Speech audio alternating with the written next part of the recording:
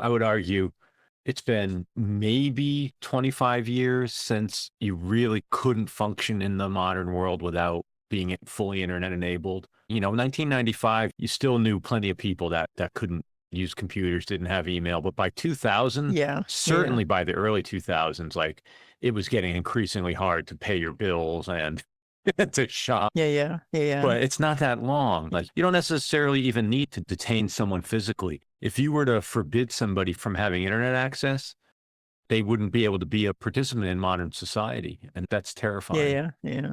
I don't want to leave you on that note. We've had such lovely conversations. I mean, your art is not dystopian.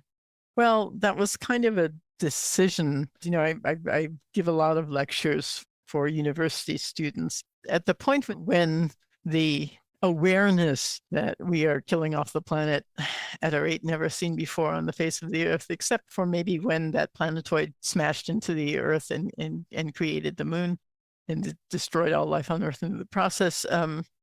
When I started realizing, like, okay, the students know it and they're the ones who have to deal with it, then I thought, I can't tell young people who already know how badly my generation is screwing them over. I can't just sort of laugh at them and say, oh, I'm going to make all this art and I hope I make money doing it. And it's all about how we're shafting you and your kids.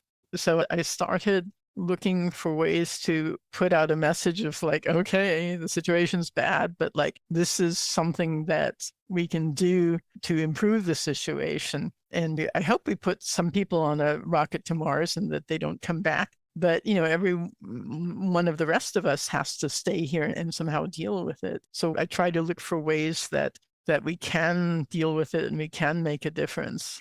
I think realistically, the only way that's possible is if we change the government or we change several governments worldwide, because if one government wants to wage war, how are you going to keep that carbon footprint for the whole world in check if, someone's just burning up another country? Well, you bring me back to the fact that when we first started talking, I said I wanted to distinguish us as being not techno utopians, but techno optimists, Yeah. because I find it impossible to be a techno utopian because it has to do with that outsourcing of responsibility to the technology. And I'm not interested in that. Yeah. But where I'm landing is the humanity and the empathy you're transmitting through the technology. And that is the optimism. That is the proper role for the technology. Mm-hmm. It has to be our tool for transmitting humanity and empathy. Mm-hmm. Without that, we don't get good outcomes.